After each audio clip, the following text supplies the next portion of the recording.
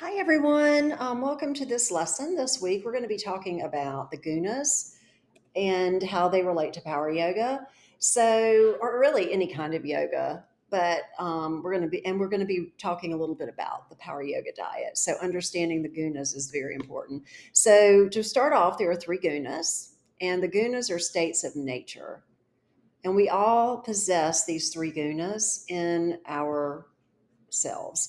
So, the first is tamasic. Tamasic we'll go over in just a minute, but it's represented by the sloth.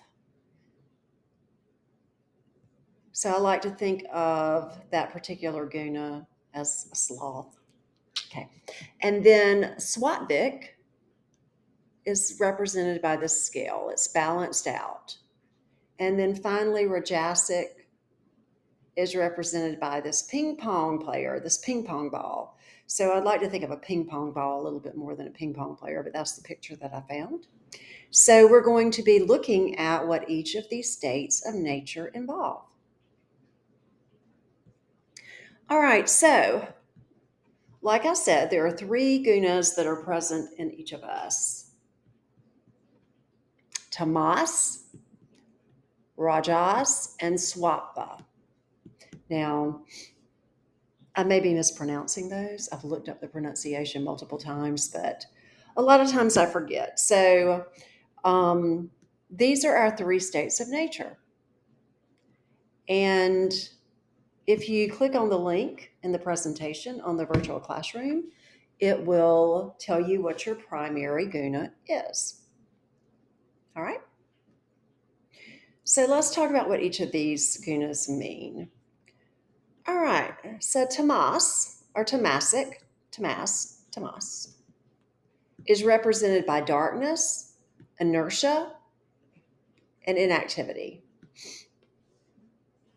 All right, so personality qualities that are driven by this guna include laziness, disgust, attachment to things that are worldly, depression, helplessness, doubt, guilt, shame, boredom, addiction, hurt, sadness, apathy, confusion, grief, dependency, and ignorance. And like I said, I like to imagine it as a sloth in the rainforest, going very slowly. And notice he's so slow that the algae grows on his fur. And we all feel like we all experience these feelings or these states at various times in our lives. The problem will arise when that's where we get stuck and we stay. So it's perfectly normal to feel these emotions and to be in these states. So don't feel guilty if you feel that way, but just understand that this particular guna is related to these states or these qualities. All right, so our second one is rajas or rajasic, as I'd like to call it. And like I said, my pronunciation may be off. And it relates to energy, action, change, and movement. So this guna will include qualities that are very excited, such as anger or euphoria, anxiety, fear, irritation, worry, restlessness, stress, courage, rumination, determination, or chaos. And if we look at each of these are qualities that we sometimes experience in fight or flight. So our adrenaline starts pumping and we start getting anxious or we start feeling fear. We can also feel very euphoric, so extreme happiness. Um, but the problem with staying in this state, just like with the other, is that it's not a healthy state to be in consistently and constantly. And like I said, the ping pong ball is a great representation of this state because it's going back and forth, bam, bam, bam. All right. So, what does this have to do with us? Well, we want to try to find the balanced state of Swatva as much as possible. And there are things that we encounter throughout our lives that can send us out of the state of Swatva. And Swatva is represented by harmony, balance, and intelligence. So we have delight. We have happiness, peace, wellness, freedom, love, compassion, equanimity, empathy, friendliness, focus, self control, satisfaction, trust, and the list goes on. And these are qualities that we strive to experience more than the other two states. So we want to find balance in our lives and achieve swatha. So, what does this have to do with yoga? Well, when it comes to meditation and practice, it's hard for us to meditate if our minds are focusing on stimuli outside of us that are causing us imbalance. So if we're meditating or we're practicing yoga, our practice is going to be interrupted because our minds are thinking of these other things that have thrown us off balance. So when we are eating, there are some different types of food that we can take in, and I'm going to go into more detail about this in a few minutes. But our Swatvik foods are always wholesome, fresh, organic, unprocessed, and in season.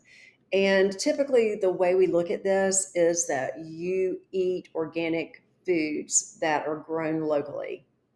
So here in South Carolina, we have local foods. Of course, right now we've got Brussels sprouts, collards, fennel. Coming up soon, it's going to be strawberry season very soon. So anything that we can grow ourselves or that we can buy locally that is organic and unprocessed and in season and fresh is considered Swatvik. So some examples, of course, mangoes don't grow here, but if you could get them organically in the grocery store, that would be fine. So pomegranate, coconut, figs, peaches, pears, these are all examples of Swatvik foods. Rice, tapioca, blue corn. I don't know why blue corn is on there versus our typical corn. Sweet potatoes, lettuce, parsley, yellow squash, sprouts like Brussels sprout. I'm sorry, mung bean sprouts, or those other little sprouts in the little case. I forget. My brain is just like woo. But you know what I mean. Um, Different types of beans such as lentils, lima, and kidney beans, and then of course organic milk, fresh homemade yogurt. The problem is we don't make our own yogurt. I mean, I guess you could. Um, and much to many people's dismay, meat is not considered Swatvik. I do eat meat, so I'm not arguing against eating meat, but just understand that in terms of the yoga diet, it is not considered Swatvik. All right, so the effect of Swatvik food on mind, body, and emotions. All right, so a person who follows a Swatvik diet is called a Swatvik person. They are loving and pure minded, supposedly. They face life positively. They feel compassion for all beings. They have control over their emotions. It's hard to make them upset or angry. They always look fresh, alert, aware, and full of luster and are recognized for their wisdom, happiness, and joy. And the sleep quality is better. One thing, caffeine is not part of the Swatvik diet. It is a rajasic substance. So obviously that's going to get you hyped up. And we'll talk a little bit more about that coming up. All right. All right, so rajasic foods are very hot, spicy, bitter, dry, or salty. So anything that is very, if you can put the word very in front of it or two, it's going to be rajasic. So canned foods, sweetened or salted foods are rajasic. Bottled fruit juices and fermented foods are rajasic. All tempting foods will come under the category of rajasic. So sour apples, banana, guava, millet, corn, buckwheat, potato, nightshades. Nightshades are mushrooms. Cauliflower. It seems like nightshades are also tomatoes for some reason. I'm thinking I may be wrong. Mushrooms are tamasic. Excuse me. Nightshades have to do with the way a plant grows, and I know that tomatoes are considered a nightshade. maybe because of the acidity in the tomato. Cauliflower, broccoli, spinach, tamarind, pickles, winter squash, red lentils are considered rajasic. I don't know why. Sour milk. I don't think most people will drink sour milk intentionally. Sour cream is rajasic, and foods like fish, shrimp, and chicken can be considered rajasic. All right, let's move on. All right, so the effect of rajasic foods on mind, body, and emotions. People who are dominated by rajasic qualities tend to be ambitious, aggressive, egotistic, that should say, um, competitive, and proud of themselves. So these are not necessarily bad qualities to have, but if you stay in this state, that's when it becomes a problem. We all know those people who feel like they're constantly competing with others, and you're like, I'm not competing with you. Why are you doing this? But they do it. They want to be controlling. They work hard. They like power. They like prestige, and they like position. And lots of times they're perfectionistic. They suffer from a fear of failure. They might be angry and jealous, but they experience very little joy. All right. They're quickly drained of mental energy. They require at least 8 hours of sleep, but their quality is not so good. So these are some examples of how rajasic food can affect the body. All right, tamasic foods are overprocessed, no longer fresh, and difficult to digest. Um, Foods that are prepared unconsciously. I don't like that word. I don't know if I meant to put that word there. So without conscientiousness, maybe is a better way to say. You can't really prepare food unconsciously because you would be out asleep. But without with not being conscientious, or with a distracted mind, or tamasic in nature. If the person is preparing the food in an angry state or negative mood, then that food will pick up the energy, supposedly. Now, I don't know how true that is, but it's something to think about.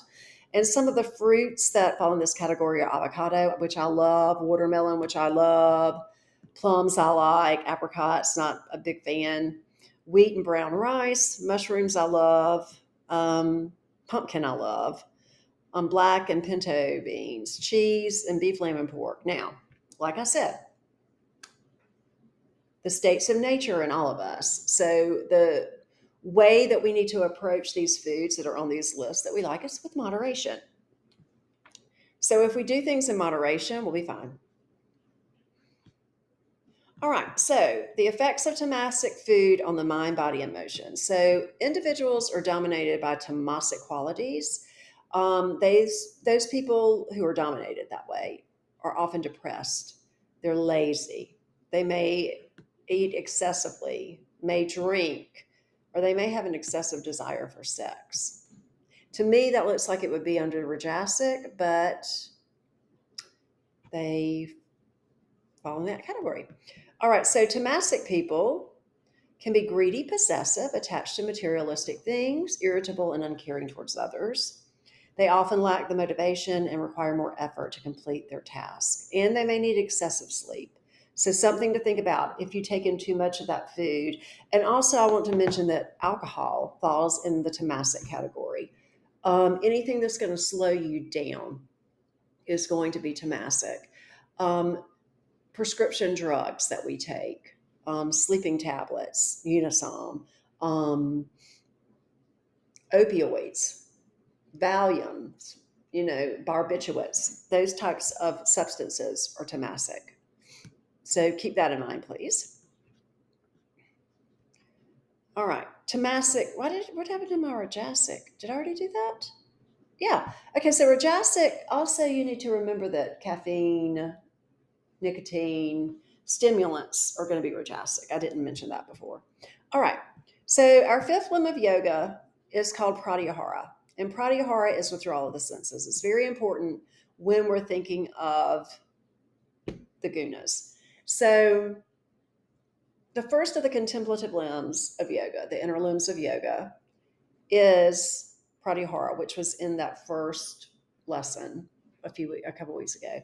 So it's related to the gunas because outside influences disturb our ability to find balance. All right. So We are influenced by the foods we eat, the media we take in, and the people we're around. So let's talk a little bit about this because this is important. So ahara means food and prati means away. So when we are drawing inward, we want to step back from all of these outside forces that are stimulating us. And we want to go inward. So in order to be able to focus inward and tune out all the distractions, we need to be as swathik as possible, okay? So there are three kinds of food in the world, and the food we consume, that's our first one. So any substance we ingest is in that category. Environmental food, such as media, pollution, whether it's noise or smoke, substances that are given off in our water supply kind of fall between the first and second category. Music we listen to, places we decide where we are going to go. Okay, so these are environmental foods. And then finally, you have the people that you are around. And the people we choose to be around can affect us in three ways: negatively, positively, or actually two ways: negative or positively. But they can also cause us to be rajasic or tamasic, depending on how their personality is. So think about how the information you consume affects you. So if you listen to a lot of angry music, then likely you're going to feel angry. You're going to be rajasic. If you watch a lot of news and the news upsets you, it can be rajasic. Okay. And I think that's it for this. So think about the food that we consume beyond just what we ingest and look at it from many different perspectives. All right, there is a note catcher in the lesson that I would like for you to do and turn in on the Gunas this week. And think about yourself as you explore this fifth Loma yoga and how it relates to the Gunas. Have a wonderful, wet, rainy Sunday.